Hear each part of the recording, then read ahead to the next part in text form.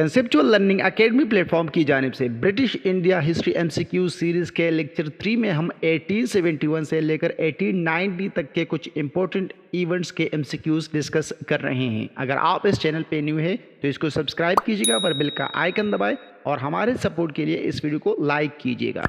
Question number 39 से शुरू करते हैं क्योंकि पिछले लेक्चर्स में हम 38 तक के क्वेश्चंस डिस्कस कर चुके हैं। 39 the vernacular press act was repealed in dash. इसका right answer option number D है 1882। पिछले लेक्चर में मैंने इसके जो पासिंग डेट थी, जो इम्प्लीमेंटेशन डेट थी, वो गलत बताई थी। एक्चुअली वर्नाकुलर प्रेस एक्ट को 1878 मतलब 1878 में इसको पास किया गया। फिर कुछ जो अपोजिशन थी इंडियन प्रेस की, उसकी वाइट प्रेस जो अपोजिशन थी या उन्होंने जो एहतजाज किए, इसकी वजह से फिर रिपील किया गया, मतलब मनसूख किया गया। Question number 40 who was the viceroy of India during the second Anglo Afghan war. जो दूसरी ब्रिटिश और अफगानिस्तान के दरमियान वॉर हुई थी दूसरी बार, कुल मिला के इसमें 3 जंगें हुई थी, उसके दौरान दूसरी बार के दौरान वाइसराय ऑफ इंडिया कौन थे? तो इसका right answer option number A है लॉर्ड लेटन। एक्चुअली ये वार जो हुई थी वो 1878 से लेकर 1880 के दौरान हुई थी। Question number 41 the Albert bill controversy took place during the tenure of which viceroy. वो कौन से वाइसराय थे जिसके दौरान या जिसकी हुकूमत के दौरान एल्बर्ट बिल कंट्रोवर्सी हुई थी? तो right answer option number C है लॉर्ड रिपन। लॉर्ड रिपन के दौरान हुकूमत में ये कंट्रोवर्सी पेश आई थी और एक्चुअली इस बिल का जो मकसद था, जो मतलब था, वो इंडियन जजेस को अलाउ करना था कि वो जो यूरोपियन डिपेंडेंट्स है, मतलब के केस में इन्वॉल्व लोग हैं यूरोपियन खासकर ब्रिटिशर्स, उनके जो केसेस होते हैं उसको भी प्रिजाइड कर सके, उस पे भी अपने जजमेंट सुना सके। Question number 42 who was the first Indian to be appointed as a जज in the high court. High court में कौन से पहले इंडियन को जज अपॉइंट किया गया? इसका right answer option number B है राजा दक्षिणारंजन मुखर्जी।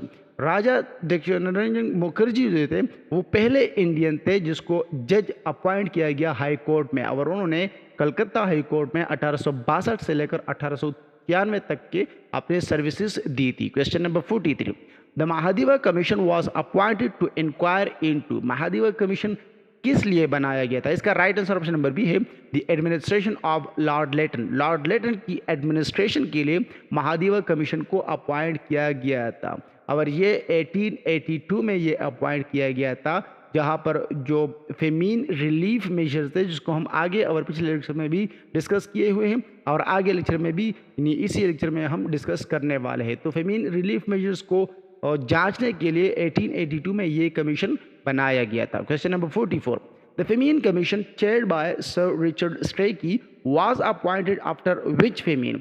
वो कौन सा, मतलब कि यहाँ पर जो आंसर पूछा जा रहा है वो डेट के बारे में पूछा जा रहा है, तो इसका right answer option number B है ग्रेट फेमीन 1876 टू 1878। जो ग्रेट फेमीन थी 1876 से लेकर 1878 के दौरान, इसमें ये कमीशन बनाई गई थी इसी पे, और इसके हम पिछले भी एमसीक्यूज में डिस्कस कर चुके हैं। इसके जो चेयरमैन थे वो सर रिचर्ड स्ट्रेकी थे और इसने इस केस को रिकमेंड किया था, इसको फिर देखा था, इसके मेजर्स जो थे या आगे आने वाले जो फेमीन्स हैं उससे बचाव के लिए इन्होंने ये कमीशन बनाई हुई थी। Question number 45 who founded the theosophical society in 1875।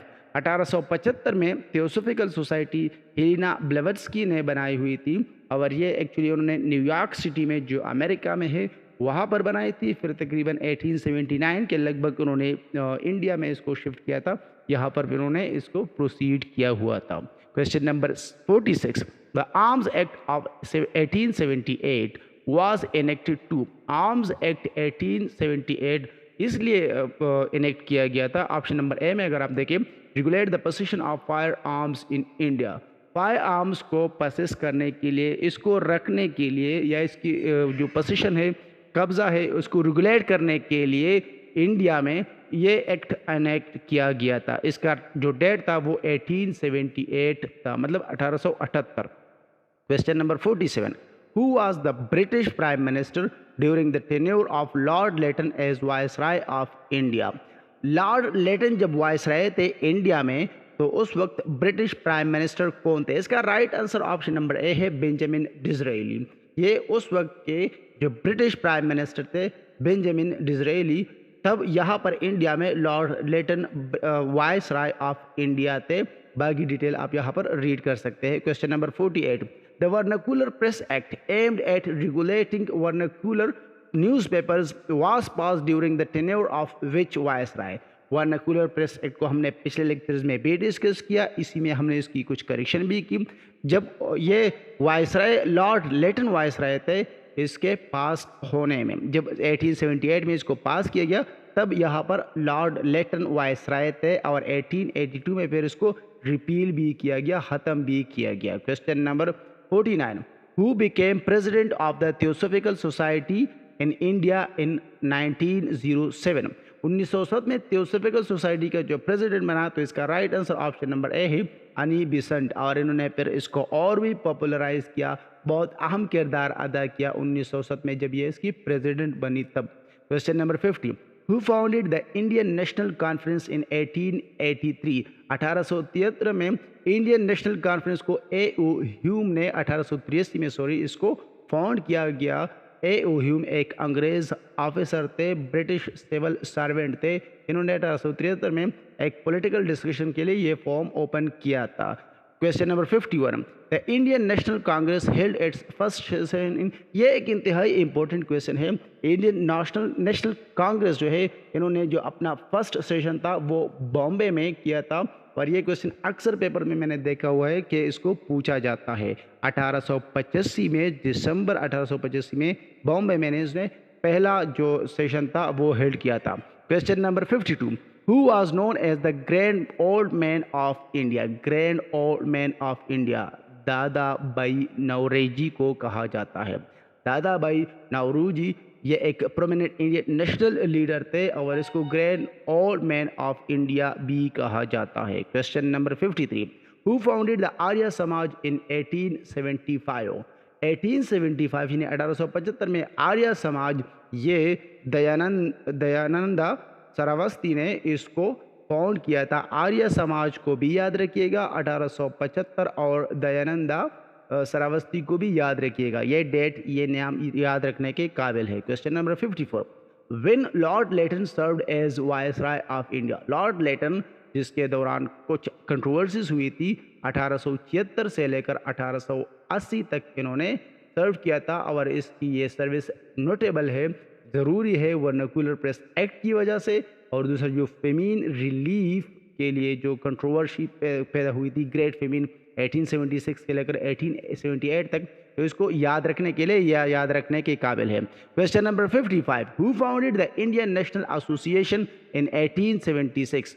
Surendranath Banerjee ने, जो ये पूछा जाता है कि नेशनल एसोसिएशन जो 1876 में फाउंड किया गया था इंडियन का, वो सुरेंद्रनाथ बनर्जी ने इसको फाउंड किया गया था। बाकी डिटेल आप यहाँ पर रीड कर सकते हैं। ये पॉलिटिकल एजुटेशन कायम करने में या आगे ले जाने में इन्होंने इम्पोर्टेंट रोल अदा किया था। Question number 56, the third Anglo Burmese war took place in 1885?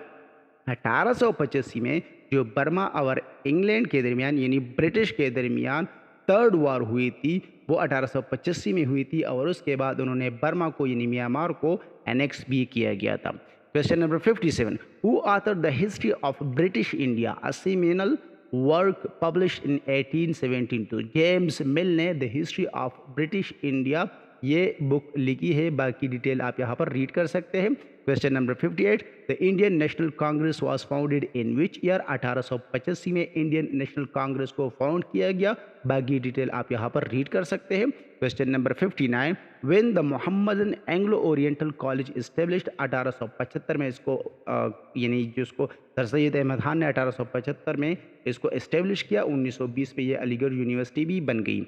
Last question 60 number, who was the viceroy of India in 1885 when Indian national Congress establish? Indian national Congress जो 1885 में इस्टेब्लिश किया गया, लॉर्ड डफरिन उस वक्त viceroy थे। ये याद रखने के काबिल क्वेश्चन है। बाकी डिटेल आप यहाँ पर रेड कर सकते हैं।